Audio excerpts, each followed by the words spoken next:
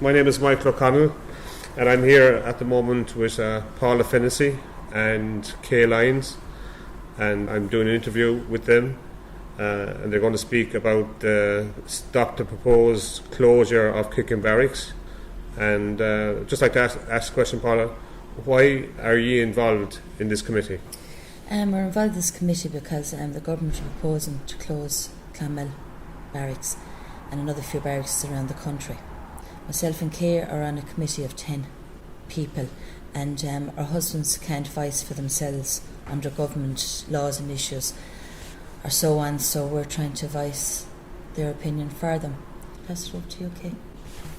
Yeah, we just want to bring to the attention the hardships on the families. I mean, as I said, Paula said, our husbands and partners can't speak for themselves, so we're just trying to give a voice out there for them to let them know how hard it will be on the families in one way or another, financially and as a family unit as a whole will be affected. Yeah, and I believe there was a meeting recently, and how did that go? The meeting was fantastic turnout, considering the committee, we only had 1 week to get everything ready. They said on the paper 300 people, but there was actually about 500 to 600. A lot couldn't get into the hall because the hall was a bit too small.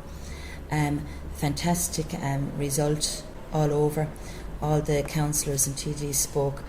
Wasn't too impressed really with Tom Hayes' answer. He said he was going to go with the cabinet. We had Clonmel town and all the surrounding areas voted him in now, so whether there'll be a change of mind, we don't know. Kay will fill you in then about the meeting Thursday the committee had. And the committee met up then again on the following Thursday, and we had great feedback from the meeting and had great support, and as a result of which two of our committee, Eleanor Prout and Elaine Troy, will have a meeting with Minister Shatter this coming Thursday, and we'll be heading up with our Mayor, Darren Ryan, and Councillor Healy and a few others, and we'll be sending letters just voicing how it will affect us as a family. Each member of the committee will be writing down how it will affect us as a family financially. And what do you think the government are going to gain out of closing the barracks? Well, we had a PD Farrow was there speaking at the meeting, and what he said is fact and is not fiction. He have all his figures correct, he said, and up to date, that the closure of Clonmel Barracks will cost the government will save over 200,000 a year, but the government are not telling the people of Ireland how much it's going to cost them to relocate all the soldiers. It'll cost 4.5 million or more to relocate them all into the different sections of Cork or Limerick or wherever they be sent to. So they're not really gaining anything, really and truly. It's actually, there's no purpose there to close Clonmel Barracks at all, or any of the other barracks in the surrounding areas. Yeah, it doesn't make very much sense, does it? No, it doesn't at all. I believe that PD Fora as an organisation have made a number of proposals to the government.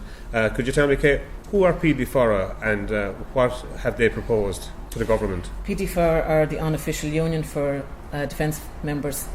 As you know, they can't speak for themselves. That's why we had organised all this meeting.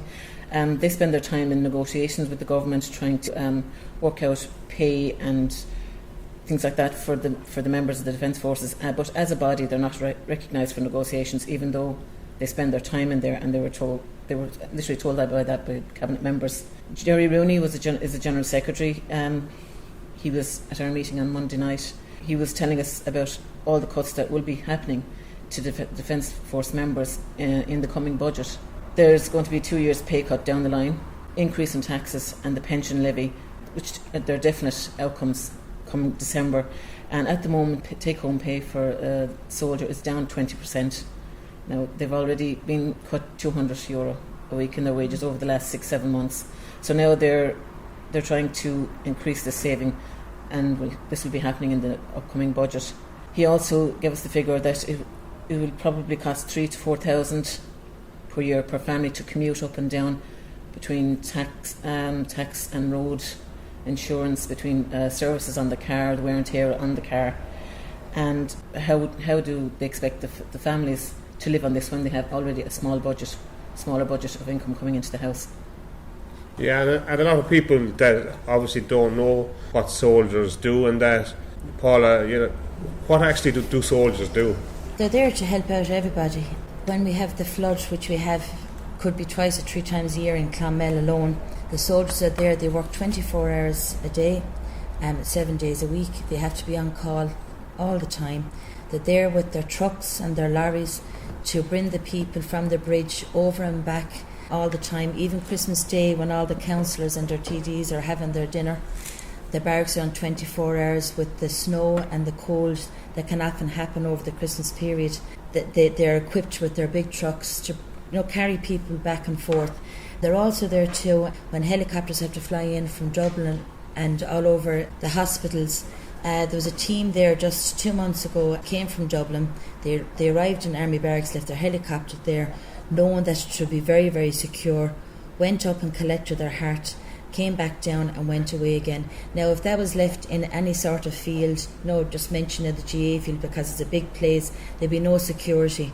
But the barracks is there for security and security purposes. They're there then for cash escorts.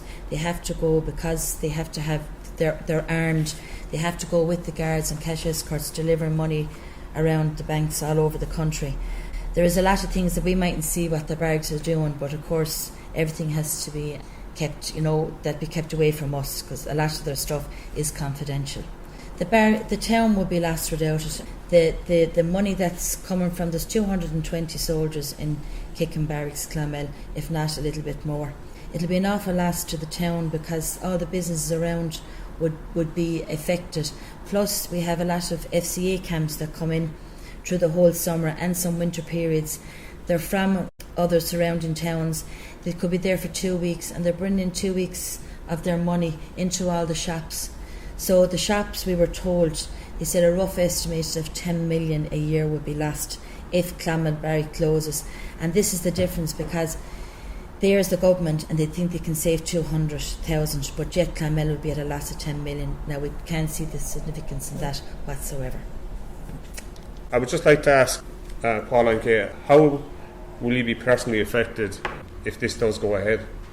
Well, I'm affected by it, and so is my family. Martin is 26 years in the army. He'd rather if he was 31.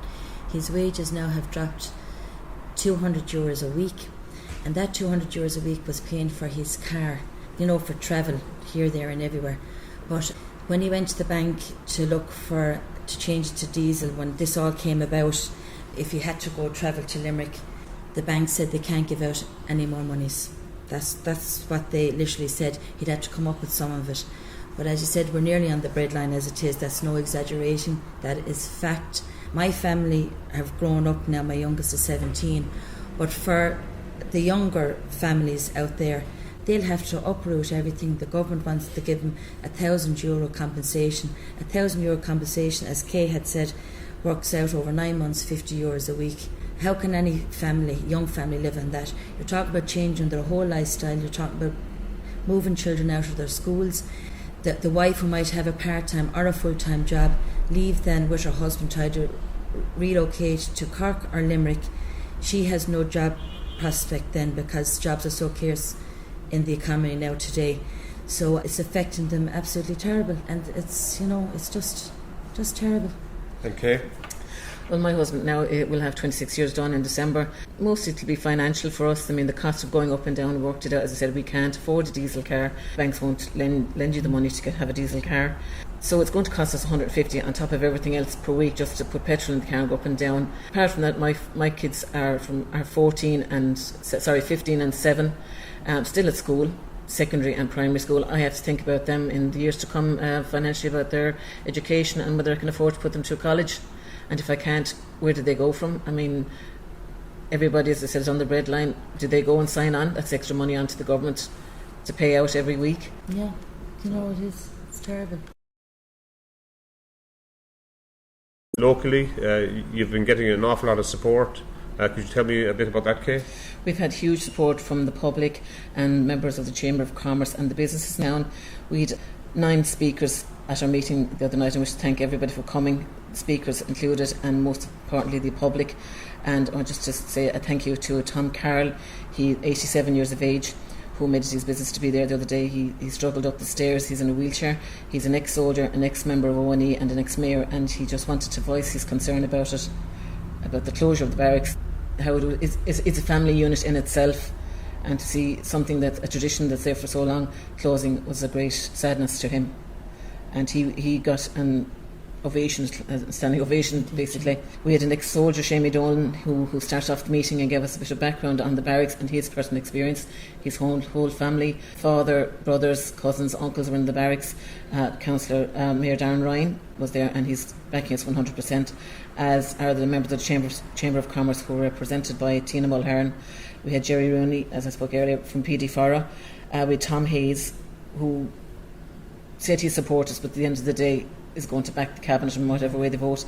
Seamus Healy, his support is tremendous. Matty McGrath, Siobhan Ambrose, and Dennis Landy. Senator Dennis Landy has connections with the army as well. And our apologies were sent from a number of a number of people in the community who couldn't make it, and especially the mayor from Carrick, and sent his support as well.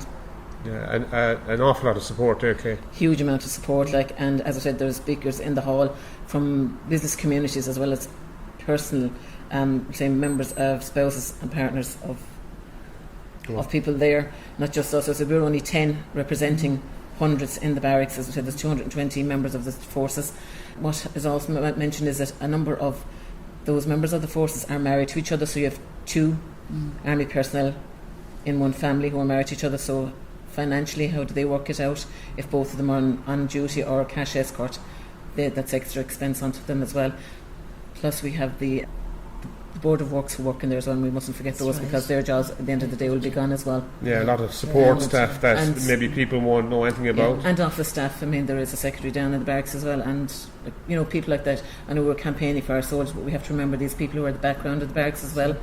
That she's quite worried as well. And at the end of the day, she said she doesn't have anything to fall back on. As you see, it's a specific job.